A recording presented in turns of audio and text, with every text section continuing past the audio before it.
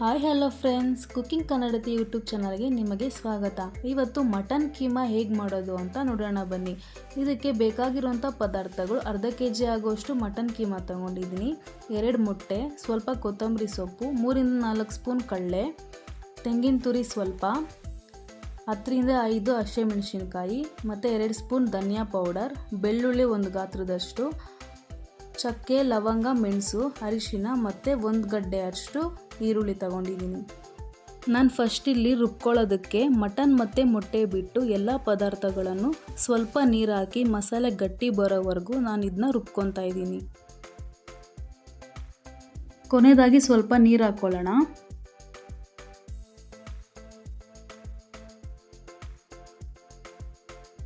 ಈಗ ರುಬ್ಬಿರೋಂಥ ಮಸಾಲೆ ರೆಡಿಯಾಗಿದೆ. ನಾನಿಲ್ಲಿ ಒಂದು ಬೌಲ್ಗೆ ಅರ್ಧ ಮಸಾಲೆಯನ್ನು ತೆಗೆದಿಟ್ಕೊತಾ ಇದ್ದೀನಿ. ಇನ್ನು ಅರ್ಧ ಮಸಾಲೆಗೆ ಮಟನ್ ಕೀಮಾ ಹಾಕ್ಕೊಂಡು ರುಚಿಗೆ ತಕ್ಕಷ್ಟು ಉಪ್ಪು ಹಾಕಿ ಇದನ್ನು ಗಟ್ಟಿಗೆ ಕಲಸಿಟ್ಕೊಳ್ಳೋಣ.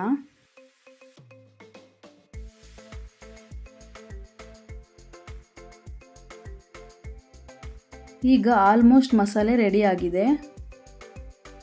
ನಂತರ ಒಂದು ಪ್ಲೇಟ್ಗೆ ರುಬ್ಬಿರೋ ಅಂಥ ಮಟನ್ ಮಸಾಲೆನ ಹಾಕ್ಕೊತಾ ಇದ್ದೀನಿ.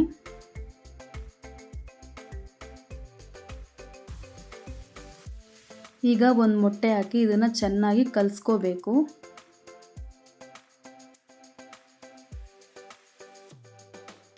ಮಿಕ್ಸ್ ಮಾಡಿರೋಂಥ ಮಸಾಲೆನ ಒಂದೇ ಸೈಜಲ್ಲಿ ಉಂಡೆ ಮಾಡಿ ಈ ರೀತಿ ಇಟ್ಕೊಳ್ಳೋಣ.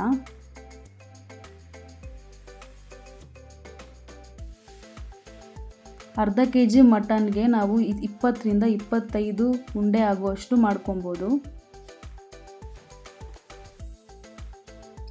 ಈಗ ನಾನು ಒಂದು ಬಾಣಲಿಗೆ ಆಗಲೇ ತೆಗೆದಿಟ್ಕೊಂಡಿರೋ ಅಂಥ ಮಸಾಲೆನ ಹಾಕ್ಕೊತಾ ಇದ್ದೀನಿ.